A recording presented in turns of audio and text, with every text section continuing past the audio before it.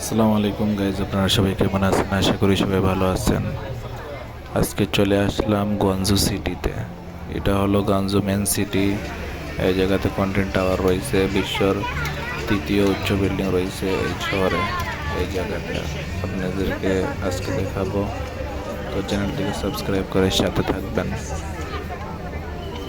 তো বন্ধুরা, আপনারা অনেকেই ভাবেন যে চায়না এসে আপনারা কি খাবেন, বাঙালি খাবার কোথায় পাবেন, এইসব কিছু ভেবে অনেকে চায়না আসেন না আপনারা।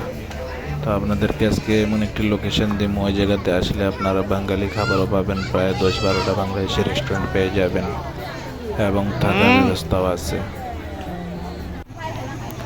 আপনারা চায়নার গুয়ানজু সিটিতে আসবেন।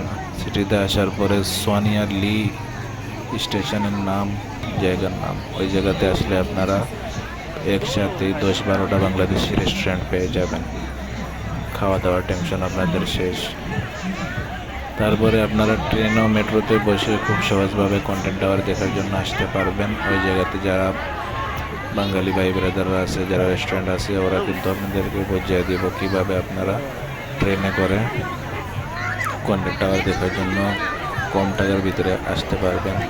জনপ্রতি চায়নার 4 টাকা করে ভাড়া আসবে।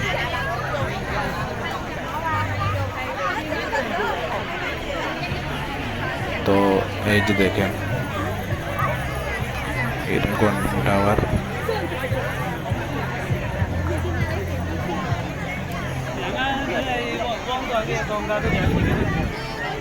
এটা বিশ্বর 3 নম্বর উচ্চ বিল্ডিং।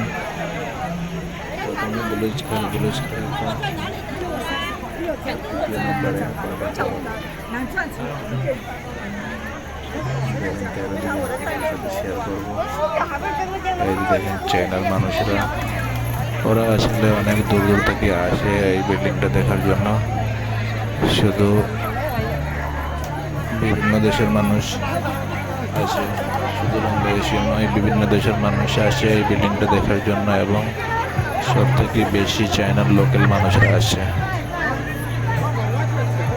গুয়াংজু সিটি ওয়েস্টে চায়নার প্রোডাক্ট বিক্রি হয় এই জায়গাতে বিভিন্ন ধরনের।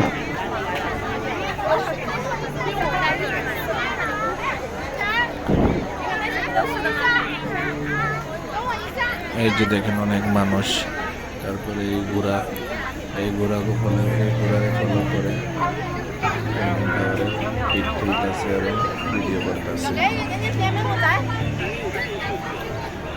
তাছাড়া বন্ধুরা, আপনারা চাইনা যারা আসতে চান, আমি যার মাধ্যমে আসছি, যে ট্রাভেলসের মাধ্যমে আসছি, ডিসক্রিপশন ট্রাভেলস আপনারা চাইলে যোগাযোগ করে আসতে পারেন।